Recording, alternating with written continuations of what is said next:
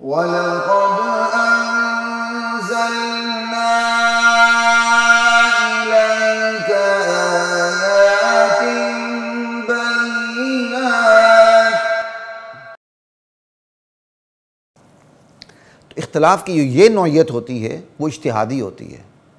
اجتہادی اختلاف پہ انشاءاللہ اللہ تعالیٰ نے چاہا ہم مستقل نشست رکھیں گے، جو زیادہ تر تو اہل علم ہی اس کو سمجھ سکیں گے، لیکن ویسے آپ کو بتا دوں اجتہادی اختلاف کی بنیادی دو نوعیتیں ہوتی ہیں۔ ایک اختلاف یہ ہوتا ہے کہ آپ نے ایک مسئلہ اخذ کیا، ایک مسئلہ اجتہادی طور پر نکالا اور اس کی ایک آپ نے پریسیڈنٹ بنائی، ایویڈنس بنائی، جس کو ہم مقیس علیہ کہہ دیتے ہیں، سمجھائی، کہ جس بنیاد پر آپ نے ایک چیز کو اٹھایا۔ جیسے شراب حرام ہے تو اس دور میں ہیروئن تو نہیں تھی نا، لیکن ہیروئن بھی حرام ہے۔ ہیروئن کو آپ شراب پہ قیاس کرتے ہیں، ٹھیک ہے، اس دور میں ہیروئن تو نہیں تھی، ہیروئن تو آج کی پیداوار ہے، ہیروئن کو آپ شراب پہ قیاس کرتے ہوئے حرام کہتے ہیں۔ تو ہیروئن کی حرام ہونے کی دلیل دراصل شراب کا حرام ہونا ہے۔ یہ اجتہاد عقلی اجتہاد کہلاتا ہے۔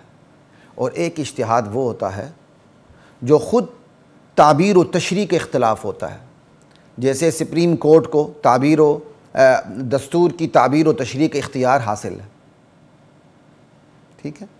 اب وہ کیا ہوتا ہے، وہ الفاظ کی گیم ہوتی ہے کہ آپ ایک لفظ کو کیسے سمجھ رہے ہیں، اس کے موقع محل کو دیکھتے ہوئے اور اس کے لٹرل میننگ کو دیکھتے ہوئے، اس کے ٹیکنیکل میننگز کو دیکھتے ہوئے یہاں اختلاف ہو جاتا ہے، کیونکہ لٹرل میننگ میں اختلاف آ جاتا ہے، ٹیکنیکل میننگ میں بھی اختلاف آ سکتا ہے، موقع محل کا بھی اختلاف ہو سکتا ہے۔ یہ اجتہاد بیانی کہلاتا ہے۔ جیسے عدت، مطلقہ کی جو عدت ہے وہ 3 قروء ہیں۔ قروء قر کی جمع ہے۔ قروء کسے کہتے ہیں؟ احناف کہتے ہیں کہ اس سے مراد ماہواری ہے، اور شوافع حضرات کہتے ہیں کہ اس سے مراد طہر ہے، پاکی کے ایام ہے، ٹھیک ہے۔ اب یہ اختلاف خود لفظ قروء کے اندر ہے، کوئی اور مقیس علیہ نہیں ہے کہ جس بنیاد پر آپ نے کسی کو ایگزامپل بنا کے اختلاف کیا ہے۔ یہ اختلاف اجتہاد بیانی کہلاتا ہے۔ خیر یہ بات غیر ضروری تھی، لیکن میں نے ویسے آپ کے سامنے ذکر کر دی۔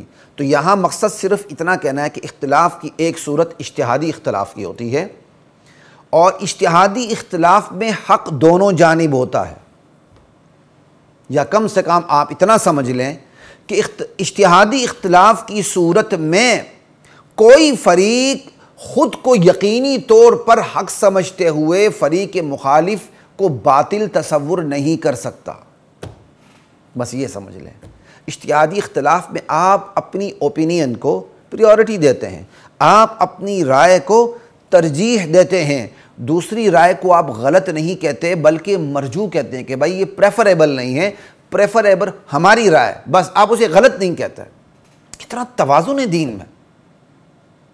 ایسا اختلاف جو اجتہادی ہوتا ہے، فروعی ہوتا ہے، چھوٹا اختلاف ہوتا ہے، اور ایسا اختلاف جو کفر و اسلام کی بنیاد نہیں بنتا، جس پر کفر و اسلام کا دار و مدار نہیں ہوتا، ایسا اختلاف، اجتہادی اختلاف قابل احترام ہوتا ہے،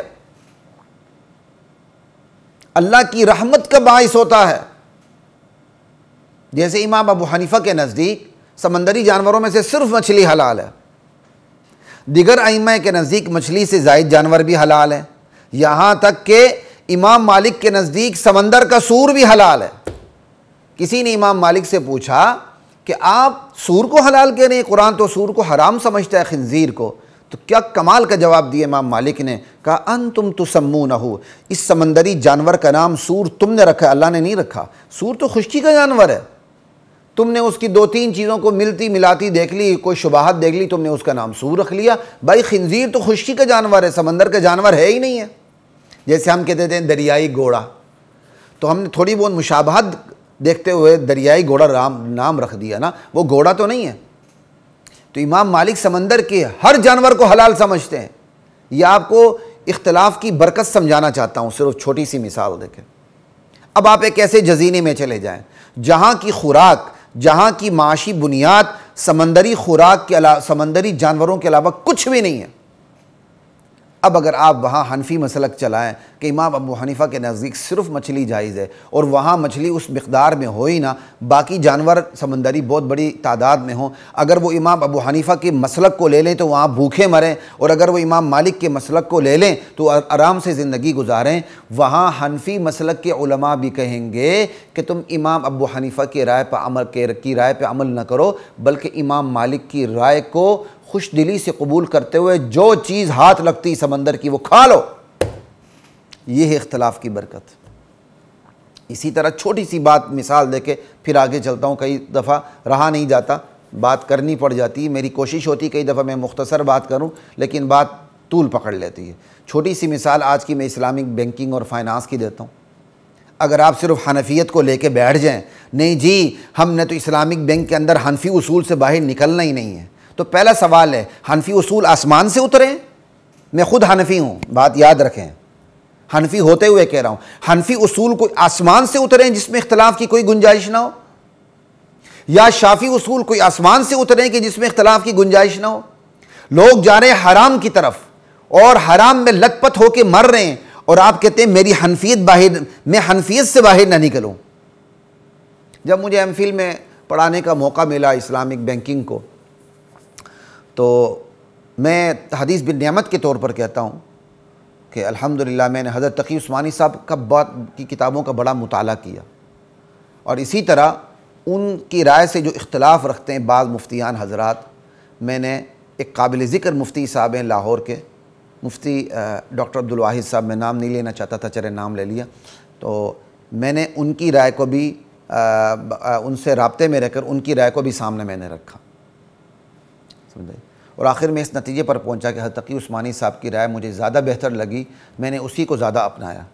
تو ایک دفعہ میں نے مفتی ڈاکٹر عبدالواحد مرحوم صاحب سے فون پہ بات کی کہ حضرت مولانا تقی عثمانی صاحب تو اس بارے میں یہ رائے رکھتے ہیں، تو حضرت نے مرحوم نے مجھے برجستہ جواب دیا کہ ہم اتنے وسیع الظرف نہیں ہیں۔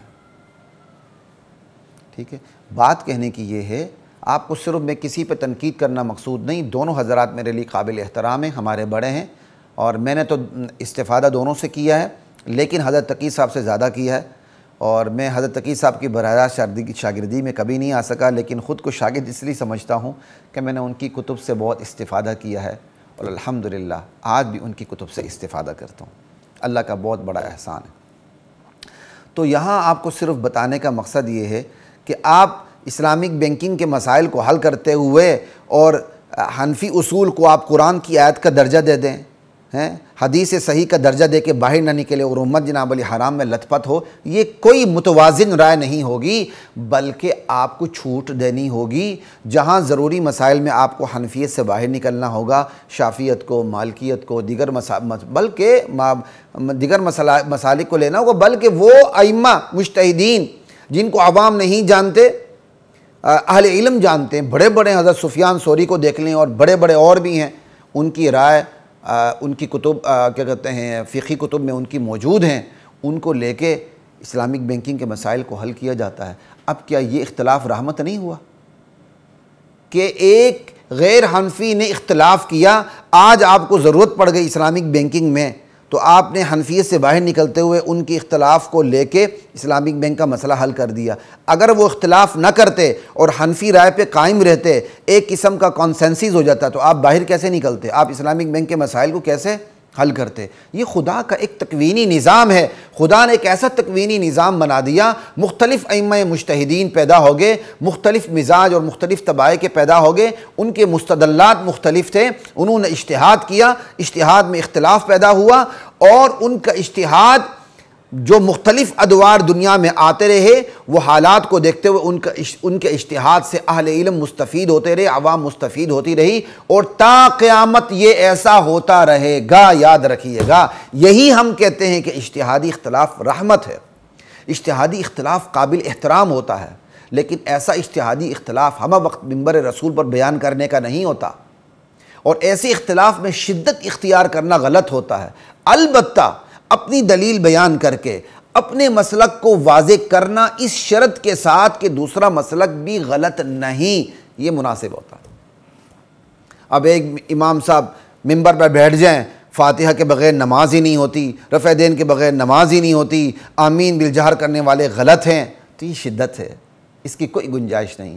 اسی طرح برعکس کوئی امام صاحب خطیب صاحب بیٹھ جائیں، فاتحہ بالکل نہیں پڑھنی اور آمین آہستہ کہنا ہے، جو آمین زور سے کہے گا وہ ہماری مسجد میں نماز نہیں پڑھے گا، یہ بالکل غلط باتیں ہیں، دین کے مزاج سے متصادم باتیں ہیں۔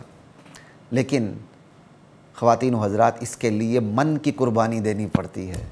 ان اجتہادی اختلاف سے اپنے آپ کو بلند کر لیں۔ ہاں پریورٹی ہوتی ہے، میں رفع دین نہیں کرتا، لیکن رفع دین کرنے والے کو دیکھ کے میرے پیٹ میں درد نہیں ہونا چاہیے، مجھے سمجھنا چاہیے کہ وہ بھی سنت پہ عمل کر رہا۔